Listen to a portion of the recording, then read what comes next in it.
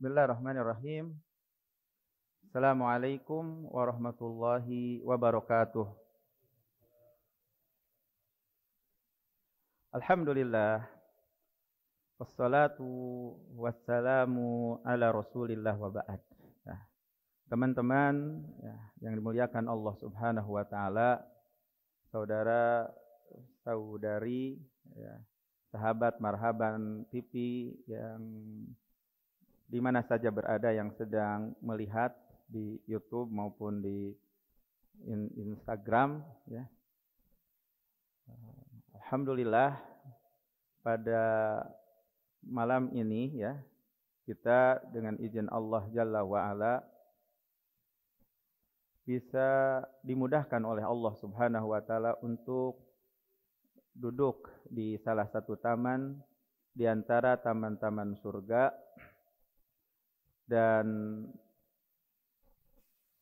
ini merupakan anugerah yang Allah Subhanahu wa taala berikan kepada siapa saja yang Allah Subhanahu wa taala kehendaki, karena tidak setiap orang yang tergerak hatinya untuk duduk di majelis ilmu ini. Bahkan ada di antara seseorang yang dulunya subhanallah bersemangat di dalam menimba ilmu, berlelah-lelah untuk jauh-jauh datang ke majelis ilmu ya. Pada suatu perkara yang nampak di hadapan manusia akan keistiqomahannya seseorang dengan amalan, dengan aktifnya di dalam dakwah, aktifnya dalam menimba ilmu pada suatu perkara yang nampak di hadapan manusia. Dalam beberapa waktu saja sibuk dengan urusan agamanya. Kemudian sekarang atau kondisinya berubah, meninggalkan suatu perkara yang dicintai oleh Allah, disibukkan dengan dunia, kehidupannya melelahkan, semakin hidupnya carut marut, tidak terkondisikan keadaannya.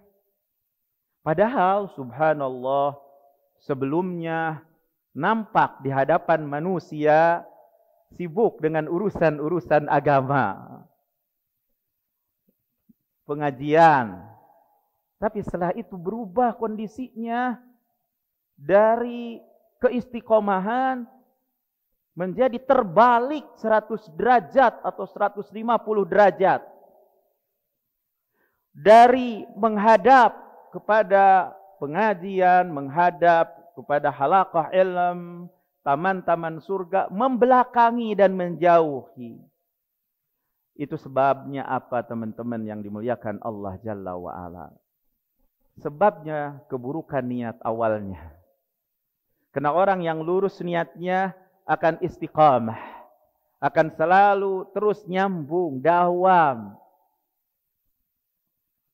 Maka inilah yang seharusnya kita cek terus keadaan niat kita ketika kita duduk di majelis ilmu taman surga ini. Apa pembangkit kita, pendorong kita yang mendorong kita duduk di majelis ilmu ini? Perlu Anda tanyakan kepada diri kita masing-masing. Ya, biar dawam dan istiqamah, maka selalu luruskan niat. Jangan ternodai dengan kepentingan-kepentingan. Iya. Yang dulu ikut aktif, jauh. Sekarang dari keaktifan di dalam urusan agama. Perhatiannya kurang ada lagi, kepeduliannya tidak nampak lagi. Yang padahal dulu nampak sekali akan perhatiannya dengan urusan agama. Namun lambat laun berubah kondisinya, dikarenakan tentunya hal ini kebusukan niatnya, keburukan niatnya. Ketika didapati sesuatu yang dia inginkan, yang selama ini disembunyikan di dalam hatinya, sudah melepaskan sesuatu yang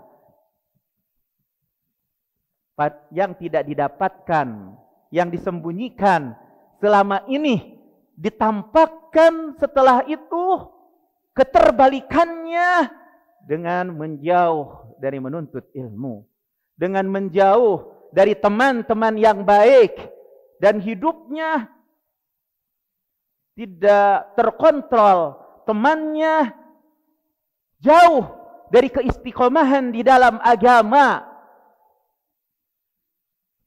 Temannya adalah yang tidak baik. Karena seseorang itu akan berkumpul dengan yang sesamanya. Sebagaimana burung merpati akan kumpul dengan burung merpati kembali. Ayam bakal kumpul dengan ayam lagi. Dengan sejenisnya. Tidak ada lagi kenyamanan dalam kebaikan, di dalam ketaatan kepada Allah Jalla wa'ala, dalam menimba ilmu, dalam baca Al-Quran.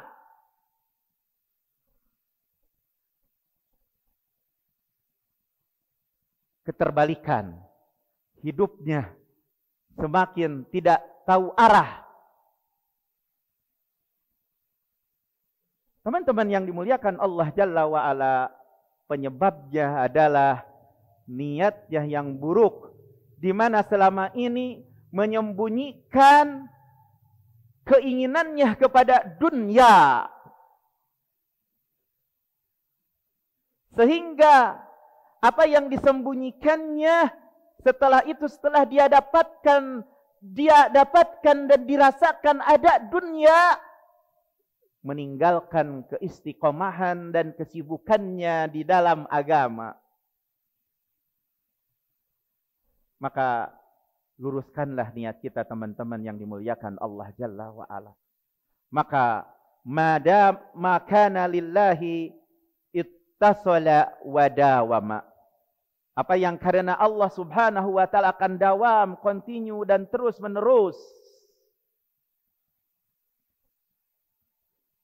Kalau seandainya kita jujur dalam menghadap kita kepada Allah Jalla wa'ala, maka Allah Jalla wa'ala akan menjaga kita.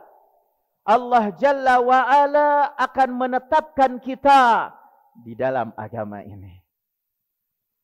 Allah Subhanahu wa ta'ala akan menetapkan al-qawlu tsabit, perkataan yang tetap, sampai kita bertemu dengan Allah Jalla wa'ala. Orang-orang yang busuk niatnya, orang-orang yang tidak karena Allah di dalam beramalnya, walaupun dia berkorban dengan hartanya, sedikit manfaatnya. Tidak ada keberkahan dengan apa yang dikorbankannya.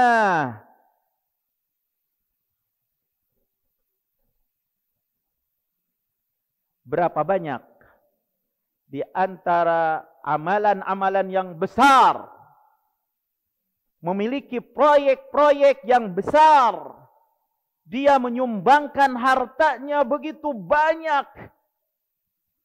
proyek yang sangat besar dia korbankan dengan uangnya sendiri, namun dikarenakan niatnya yang buruk, maka tidak ada keberkahan, bahkan sedikit manfaatnya. Hal yang demikian itu, teman-teman yang dimuliakan Allah Jalla wa'ala, lemahnya keikhlasan. Disebabkan apa? Lemahnya keikhlasan. Manakala seseorang lemah keikhlasannya, maka itulah penyebab yang menyebabkan amalannya kurang berkah. Sedikit manfaatnya. Walaupun dia telah mendermakan hartanya, menyumbang hartanya, tenaganya, pikirannya, agar manusia membicarakannya. Oh, si fulan ini telah melakukan ini dan itu. Si fulan ini telah menyumbang ini dan itu. Maka akibatnya tidak ada keberkahan, merupakan siksaan yang disegerakan bagi orang-orang yang tidak ikhlas niatnya karena Allah Jalla wa'ala. Maka hidupnya walaupun betul dia menginfakkan 2 dinarnya, 2 dirhamnya, 2 qamisnya, namun jika dia tidak istiqamah, namun dia tidak mengamalkan agama, maka kehidupannya carut marut, bingung, linglung, dan tidak berkah kehidupannya. Oleh karena itu, seorang yang bernama Muhammad ibnu Al-Hanafiyah dan Rabi, semoga Allah merahmati kepada keduanya, kullu ma la yubtagha bihi wajhallah yadmahil. Segala sesuatu yang tidak dicari karena wajah Allah akan musnah, akan hilang keberkahannya. Belum lagi orang-orang yang niatnya buruk, busuk, rahasia yang dipendamnya jelek, walaupun nampak menyibukkan dirinya di dalam agama sebagai aktivis dakwah. Namun kalau dicek dirinya, dia itu tersiksa kalau seandainya niatnya bukan karena Allah Jalla wa'ala. Maka siapa saja di antara kita yang rajin di dalam menuntut ilmu ini, ilmu agama, yang begitu pula orang-orang yang menjadi media untuk menyebarkan agama ini, untuk selalu terus meluruskan niat-niatnya, mencek kembali hati-hatinya. Untuk apa Anda duduk di majelis ilmu ini? Karena malukah dengan teman-teman? Karena malukah kepada ustaz? Ataukah pendorongnya dalam rangka menggapai wajah Allah Jalla wa'ala? Tidak enak sama teman-teman. Pendorong yang mendorongnya, kesemangatan yang dia lakukan untuk duduk di majelis ilmu atau berdakwah, menjadi aktivis dakwah, membuka komunitas dakwah, untuk dicek kembali tujuan dan niatnya. Karena yang tujuan niatnya bukan karena Allah Jalla wa'ala, walaupun yang nampak zahirnya dalam kebaikan, hatinya tersiksa, dipalingkan dari Allah, tidak mendapatkan kenyamanan, tidak mendapatkan kebahagiaan, bahkan disibukkan dengan hal yang lain, dan hal yang demikian itu akan nampak dari sisi bagaimana kondisi dia dalam kesehariannya. Mana orang-orang yang jujur betul-betul dalam menyebarkan ilmu, dan mana orang-orang yang tidak jujur. Allah Jalla wa Ta'ala mengetahui, maka orang-orang yang jujur akan terangkat. Orang-orang yang jujur bersama Allah dan Allah tahu siapa yang jujur dan siapa yang dusta.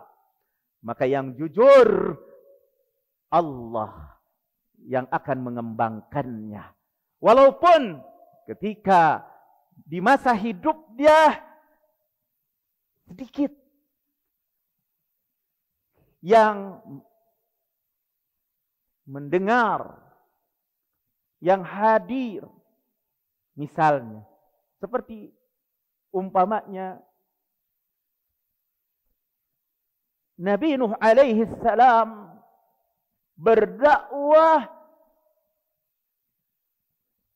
berapa lama? 1000 tahun kurang. 50 tahun yang menerima akan dakwahnya hanya segelintir orang saja, sampai anaknya sendiri tidak menerima. Tapi setelah meninggalnya Nabi Nuh alaihissalam baru terasa. Karena keberkahan di dalam dakwah bukan berarti mesti cek gur. Seperti membalikkan tangan. Teman-teman yang dimuliakan Allah Jalla wa'ala, dalam kita berdakwah bukan mencari jamaah. Dalam merekam media bukan mencari power yang banyak, bukan.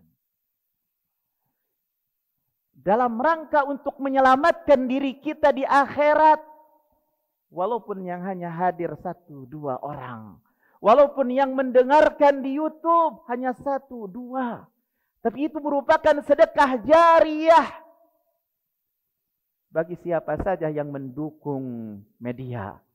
Dan siapa saja yang mengeluarkan tenaganya, kalau ikhlas karena Allah Jalla wa'ala, ini sebagai sedekah jariyah. Walaupun yang mendengarkan 1-2 orang, bukan dilihat dengan banyaknya yang suka. Jangan tertipu ketika kita berdakwah, bagaimana orang itu banyak yang like. Bukan itu teman-teman yang memuliakan Allah Jalla wa'ala. Mesti diluruskan niat kita. Al-muhim bahwasanya ini merupakan perintah Allah dan kewajiban bagi kita semuanya untuk menebar kebaikan dan kebenaran yang kita ketahui. Karena itu merupakan perintah Allah Jalla wa'ala. Dan itulah yang akan menetap dan yang menyebabkan akan istiqamah dan tidak akan melihat apakah orang suka atau tidak suka. Apakah orang senang atau tidak senang.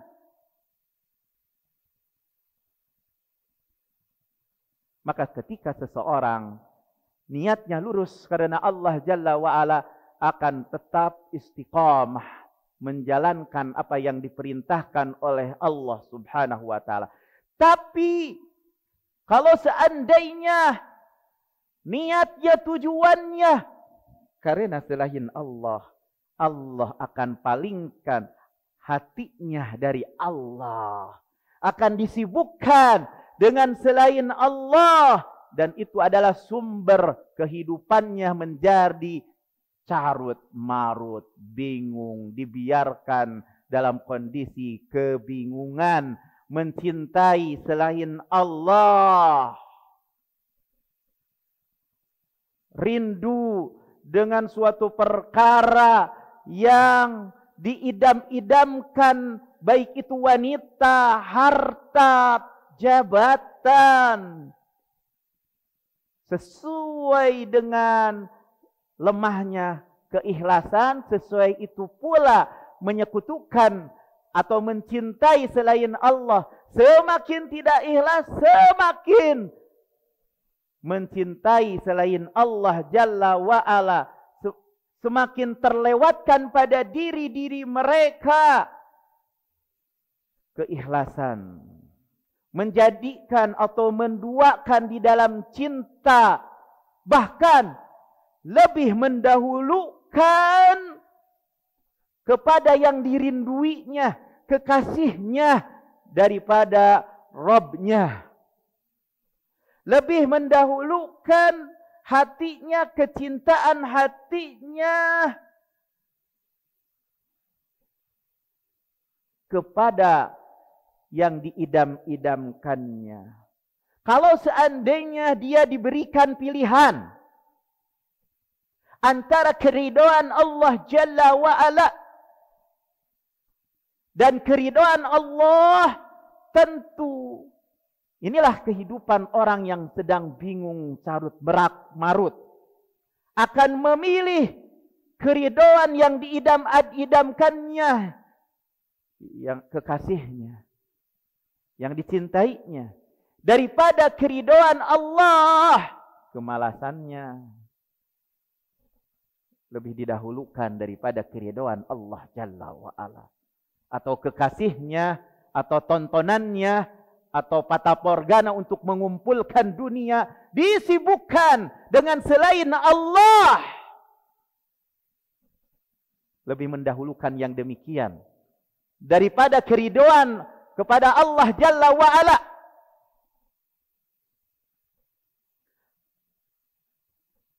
Lebih mendahulukan untuk bertemu dengan rekan-rekannya dalam bisnisnya. Karena ada sesuatu yang didapatkan fatamorgana yang dia kira itu merupakan kebahagiaan dan kesuksesan.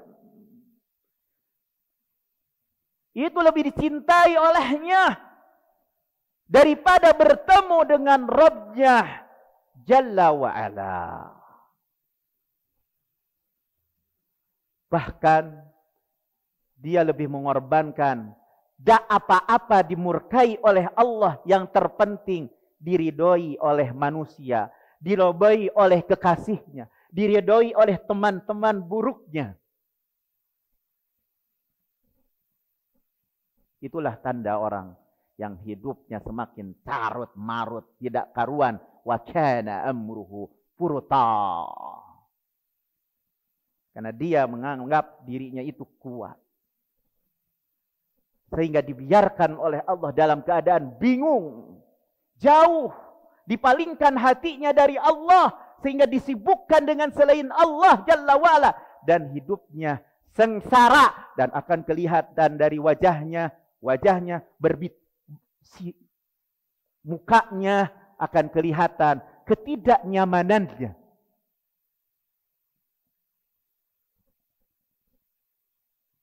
Begitu teman-teman yang dimuliakan Allah Jalla wa'ala.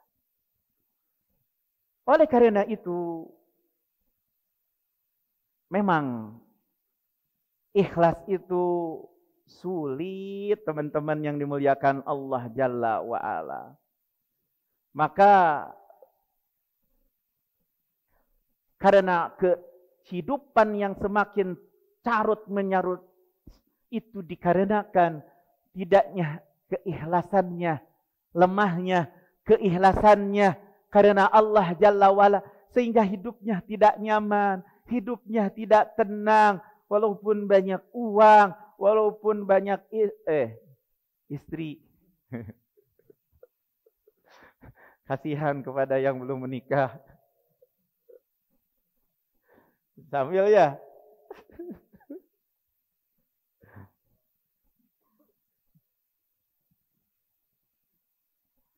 Ya betul enggak? Fatamorgana disibukkan. Itu karena apa? Di hatinya lebih mencintai selain Allah daripada mencintai Allah. Kurangnya keikhlasan hatinya sehingga disibukkan dengan selain Allah. Makanya kehidupannya menjadi bimbang, bingung, tidak mendapatkan hidayah untuk istiqamah di dunia. Dia mendapatkan bimbingan, pemikirannya kacau balau, begitu. Tidak mendapatkan bimbingan karena ketidakmurnian hatinya karena Allah Jalla wa'ala. Itu di dunia. Bingung hidupnya, tidak tentu arah karena kurangnya keikhlasan. Maka dipalingkan dengan selain Allah. Tapi ketika dipalingkan dengan selain Allah, dia hidupnya kebingungan, sengsara, tersiksa, semakin carut marut, tidak bisa menjaga waktunya untuk sholat berjamaah, tidak bisa untuk merutinkan waktu untuk zikir kepada Allah Jalla wa'ala, untuk membaca Al-Quran, untuk mendidik anak. Hidupnya hanya sekedar ngagugulung dunia. Sibuk. Rasulullah orang yang paling sibuk namun teratur karena kebahagiaan hatinya. Ini baru aja kesibukan sedikit, sudah seolah-olah lebih sibuk dari Rasulullah sallallahu alaihi wasallam. Kenapa? Karena ketenangan hati itu tumbuh daripada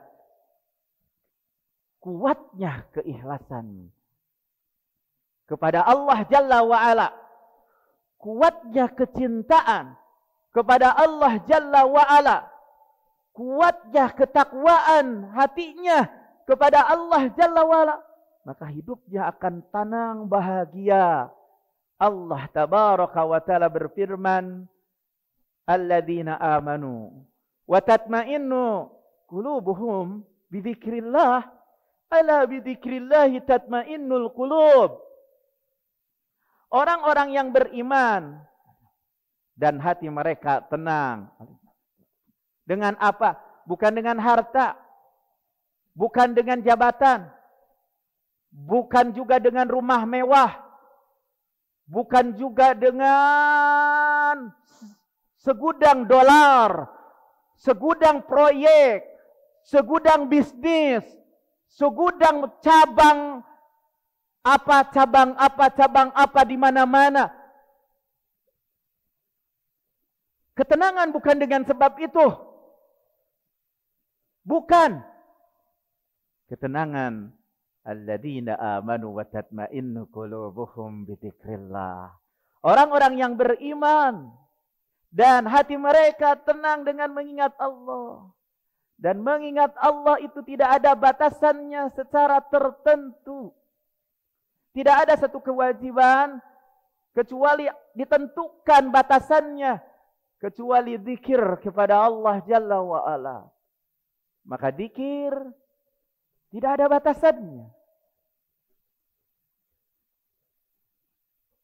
Fadhkurullaha dzikran katsira.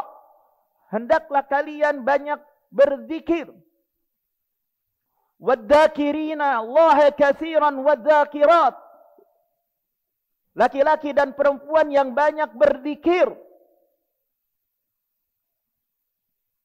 Inna fi khalqis samawati wal ard wa ikhtilafil laili wan nahar la ayatin liulil albab. Sesungguhnya dalam penciptaan langit dan bumi dan silih bergantinya malam dan siang betul-betul merupakan tanda kekuasaan bagi orang-orang yang berpikir. Siapakah mereka orang-orang yang berpikir? Orang-orang yang berpikir bukan profesor, doktor. Bukan.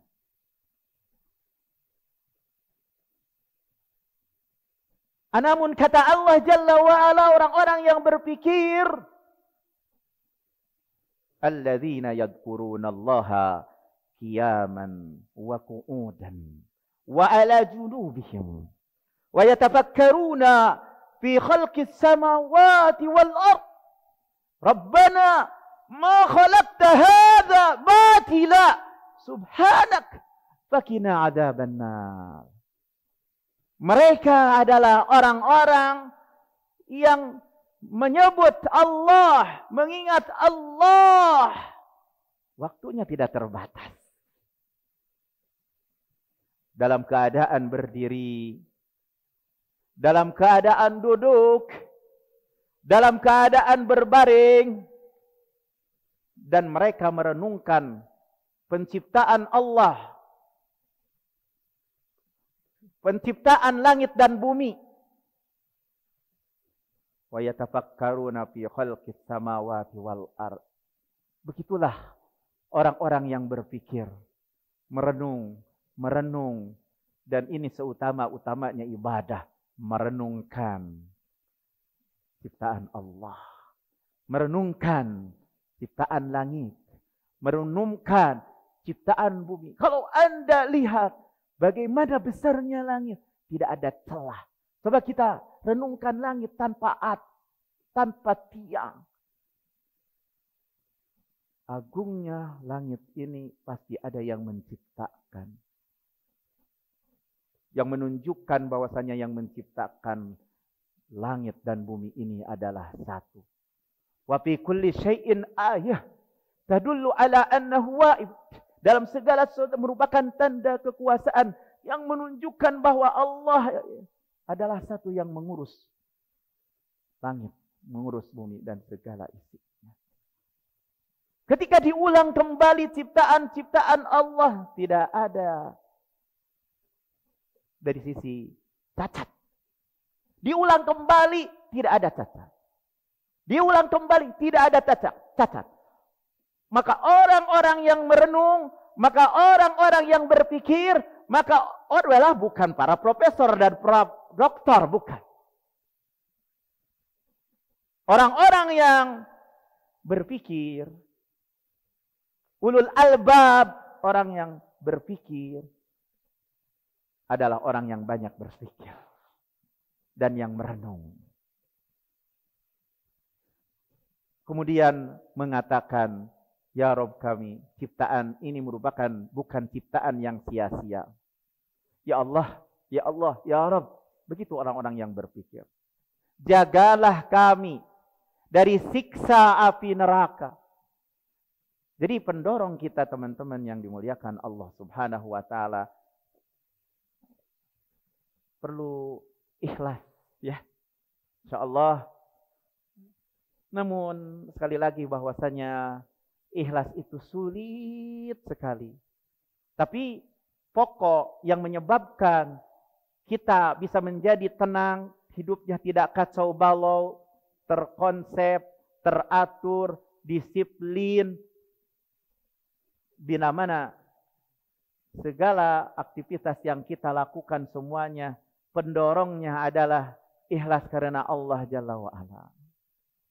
Qul inna salati wa nusuki wa mahyaya wa mamati liman lillahi rabbil alamin. Katakanlah oleh Muhammad, sunnah salatku, ibadahku, hidupku, ya, matiku hanya untuk Allah Rabbal Alamin.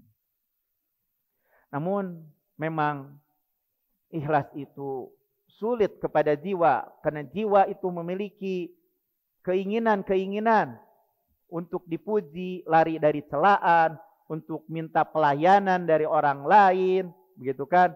Menginginkan jabatan, sehingga sulit sekali. Dan agar kita tenang hidup dan hidup kita bahagia dan tidak carut-merut itu, kuncinya adalah di ikhlas. Lalu biar kita solusi agar kita hidupnya teratur, bahagia dan tidak kacau balau, ikhlaskanlah hati kita. Mintalah kepada Allah Jalla wa Ala untuk memiliki hati yang ikhlas. Berlindunglah kepada Allah Jalla wa Ala dari syirik yang tersembunyi. Begitu pula teman-teman yang dimuliakan Allah Jalla wa Ala, menjadikan hati kita dan anggota badan kita hanya beribadah untuk Allah Jalla wa Ala. Maka hidup kita akan tenang, tidak carut-marut, tidak kacau balau. Begitu pula kita mesti mengenal lawan kata daripada keikhlasan yang merupakan perusak, yang merusak hati kita. Seperti bangga diri. Saya sudah beramal, bangga. Saya yang berjasa. Dulu itu saya yang mengawali dakwah di Garut ini. Diingat-ingat, selalu diobrolkan. Dulu, ujub. mengungkap-ungkap perbuatan-perbuatan yang sudah lalu. Ujub, ujub, ujub, ujub, ujub. Dan ini yang merusak. Di antara perusak amalan yang telah dilakukan. Maka kita mesti mengetahui apa saja yang menyebabkan rusaknya keikhlasan. Pembatal-pembatal keikhlasan. Agar kita terhindar dari penyakit hati tersebut. Bangga diri dengan amalan yang kita lakukan. Wow, jamaahnya banyak. Wow, ini dengan kekuatan saya. Hati-hati. Menjadikan apa yang kita lakukan itu menjadi hilang begitu saja. Begitu pula teman-temanku yang dimuliakan Allah Subhanahu wa ta'ala. Kita semuanya biar tidak carut-marut hidupnya, kacau balau hidupnya, putuskan harapan kita kepada makhluk. Rakus kita kepada makhluk. Janganlah Anda toleh kepada pujian-pujian mereka. Karena makhluk bisa jadi sekarang memuji, nanti ngobok-ngobok di belakang. Putuskanlah harapan dari manusia mengecewakan. Jangan menoleh kepada pujian-pujian mereka. Teman-teman yang dimuliakan Allah Subhanahu wa ta'ala, maka itu merupakan solusi biar hidup kita tenang, hidup kita nyaman, hidup kita bahagia, kita fokus dengan apa yang kita lakukan. Walaupun bagaimanapun, mau dipuji, mau dicela, jalan terus, jalan terus, jalan terus, jalan terus, menuntut ilmu, mengkaji ilmu, dan seterusnya. Kita istiqamah sampai akhir hayat kita, bukan hanya satu waktu kita begini berzikir, sewaktu-waktu kita semangat, sewaktu-waktu kita berjamaah, sewaktu-waktu kita menuntut ilmu. Setelah itu kita hilang hidung kita dari masjid, dari majelis ilmu, dari teman-teman yang baik. Maka solusi biar hidup kita tidak kacau balau, carut marut, janganlah Anda menoleh kepada pujian manusia. Putuskan harapan Anda kepada makhluk. Kemudian solusi yang berikutnya, biar kita hidupnya tenang dan tidak carut marut, sembunyikanlah amalan. Sedekah rahasia, sholat malam, ibadah saum, itu sebagai solusi. Biar hidup kita tenang, bahagia, perbaiki amalan kita. Maka bukti keikhlasan itu yaitu dengan menyembunyikan amalan yang kita lakukan. Sebagaimana kita menyembunyikan kesalahan-kesalahan kita, tertutup rapat kesalahan kita, maka yang sekarang kita lakukan, kalau itu harus kita bertaubat ya, tapi yang kita lakukan adalah sebagaimana kita menyembunyikan aib-aib kita, maka sembunyikanlah kebaikan-kebaikan kita, bukan ditampak-tampakkan. Maka itu akan menyebabkan hidup Anda bahagia. Hidupnya teratur, nikmat, bahagia, tenang, dan hidupnya pun dari ketenangan hati, kebahagiaan hati, maka hidupnya pun, tingkah lakunya pun, sifat kata-kata, sikap kata-kata, perbuatannya pun tenang. Tidak sologoto. Hati-hati juga dalam berkata-kata, tidak sembarangan, setiap yang dipikirkan disampaikan, namun dia menahan diri dan terus menahan diri. satu masalah yang disampaikan, semuanya tujuannya untuk Allah. Kalau tidak untuk Allah, dia diam. Setiap ada yang di pikirannya, langsung akhirnya dia mengomentari si fulan dan si fulan. Tidak demikian. Sembunyikanlah amalan. Perbaikilah hubungan rahasia kita. Kemudian juga agar kita menjadi hidupnya tidak carut-marut, terkontrol, tenang, bahagia, selalu mengintrospeksi lintasan-lintasan, keinginan-keinginan, dan niat-niat kita yang selalu terus berubah-ubah. Setiap detik, setiap perubahan-perubahan, karena hati itu berubah-ubah, dan kondisi keadaan kita bahagia itu tergantung kondisi hati kita. Maka kita harus selalu mengintrospeksi diri kita. Dan masih banyak lagi. Di antaranya jauhilah ketenaran. Kemudian juga hendaklah kita mendidik diri kita untuk ikhlas, untuk menyembunyikan amalan, untuk memperbaiki yang rahasia kita. Kemudian juga kita juga harus melihat juga bagaimana akibat orang-orang yang ikhlas dan bagaimana akibat orang-orang yang ria, sehingga dengan orang-orang yang buruk tujuannya tidak menjadikan dia itu menjadi menjauh dari teman-teman yang baik, yang tadinya dekat menjadi jauh, itu karena dianya tidak ikhlas karena Allah Jalla wa'ala, sehingga menjauh. Itu akibat buruk dari busuknya niat. Maka dengan solusi-solusi tadi, insya Allah hidup kita akan terbimbing, hidup kita akan bahagia, hidup kita akan tenang dan tidak carut marut atau semakin carut marut. Itu saja yang bisa saya sampaikan dalam nasihat singkat ini.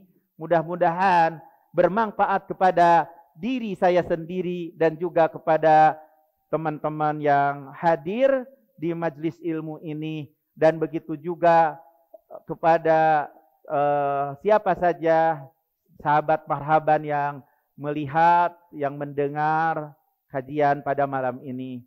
Demikian, silakan azan dulu, kemudian ada tanya jawab. Wassallallahu ala nabiyina Muhammad wa akhiru da'wana alhamdulillahi rabbil alamin. Wassalamualaikum warahmatullahi wabarakatuh.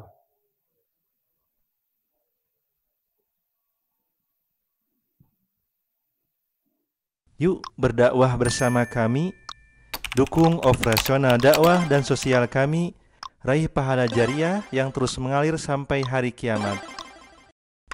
Jazakumullahu khairan.